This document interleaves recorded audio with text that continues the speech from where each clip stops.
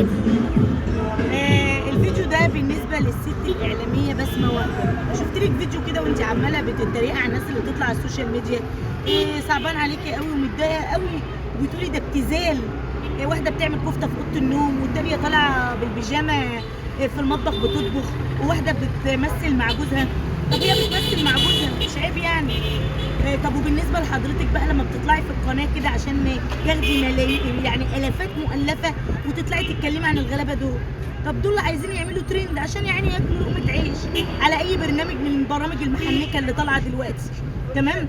بيطلعوا يا عيني يعملوا عايزين يطلعوا ترند عشان لقمه عيشهم مش لاقيين، يطلعوا بقى بالبيجامه، هم على قدهم بيلبسوا بيجامه ماشي.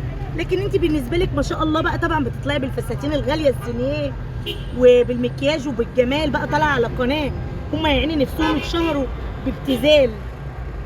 يا ست بسمه ارحمي الناس، زي ما انت طالعه تاكلي عيش بس انت مش طالعه تاكلي عيش، انت طالعه تاكلي بقلاوه.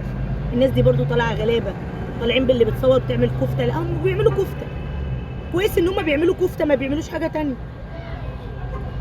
مساء الفل يا استاذه بسمه.